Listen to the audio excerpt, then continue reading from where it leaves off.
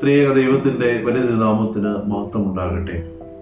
വിശുദ്ധ ലൂക്കോസിന്റെ സുവിശേഷം 2-ാം അധ്യായം 14-ാമത്തെ വാക്യം. അത്യുന്നതങ്ങളിൽ ദൈവത്തിന് മഹത്വം, ഭൂമിയിൽ ദൈവപ്രസാദമുള്ള മനുഷ്യർക്ക് സമാധാനം.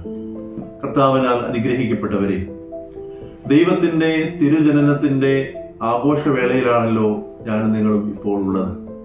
ദൈവത്തിനെ സ്വീകരിക്കുവാൻ തക്കവണ്ണം ലോകവും മനുഷ്യരും ഒരുങ്ങുന്ന കാലഘട്ടത്തിൽ, പരിശുദ്ധമായ നോമ്പിലൂടെ കടന്നു പോകുന്ന ഈ കാലഘട്ടത്തിൽ നമ്മളെ തന്നെ വിശുദ്ധീകരിച്ചുകൊണ്ട് ദൈവത്തെ സ്വീകരിക്കുവാൻ തക്കവണ്ണം നമ്മൾ ഒരുക്കത്തിന്റെ പാതയിലാണല്ലോ.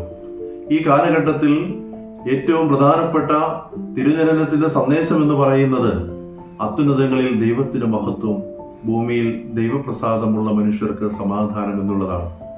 സമാധാനമില്ലാതെ അലയുന്ന മനുഷ്യനാണ് ഇന്ന് നമുക്ക് ചുറ്റുമുള്ളത്. ഞാനും നിങ്ങളുമൊക്കെ ജീവിതയാത്രയിൽ സമാധാനം കണ്ടെത്തുവാനും സമാധാനം ലഭിക്കുവാനുമുള്ള യാത്രയുടെ തിടുക്കത്തിൽ എന്താണ് സമാധാനം എന്നുള്ളത് കൃത്യമായിട്ടും മറന്നു പോകുകയാണ്. സമാധാനം എന്നുള്ള മലയാള വാക്ക് ഒന്ന് പിരിച്ചെഴുതിയാൽ സമം പ്ലസ് ആധാനം എന്ന് നമുക്ക് ഉത്തരം കിട്ടും. ആധാനം എന്ന വാക്കിന്റെ അർത്ഥം നമ്മളൊന്ന് പരിശോധിക്കുകയാണെങ്കിൽ സംയോജനം എന്ന ഒരർത്ഥം ആധാനത്തിനുണ്ട് എന്ന് നമുക്ക് കൃത്യമായിട്ട് മനസ്സിലാക്കുവാനായിട്ട് സാധിക്കുന്നു. അപ്പോൾ സമമായ സംയോജനമാണ് സമാധാനം എന്ന് പറയുന്നത്.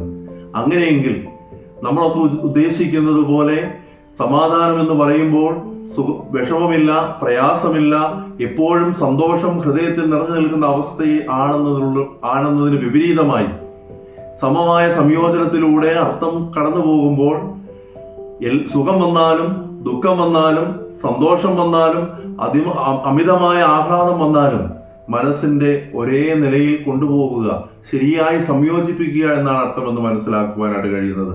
അതുകൊണ്ട് പ്രിയമുള്ളവരെ, ഈ ക്രിസ്മസ് നമുക്ക് നൽകുന്ന ഏറ്റവും വലിയ സന്ദേശം സമാധാനമാണെങ്കിൽ സന്തോഷം വന്നാലും ദുഃഖം വന്നാലും പ്രയാസം വന്നാലും മനസ്സിന് അതൊക്കെ ഒരുപോലെ കൊണ്ടു നടക്കുവാനും അത് ഒരുപോലെ നമുക്ക് ഫീൽ ചെയ്യുവാനും നമുക്ക് സാധിക്കണം എന്നുള്ളതാണ്.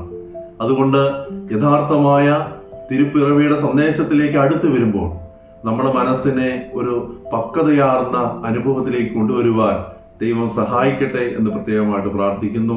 എല്ലാവർക്കും തിരുജനനത്തിന്റെ എല്ലാ മംഗളങ്ങളും നേർന്നുകൊണ്ട് എൻ്റെ വാക്കുകൾ നിർത്തുന്നു. ദൈവം നമ്മളെ അനുഗ്രഹിക്കട്ടെ.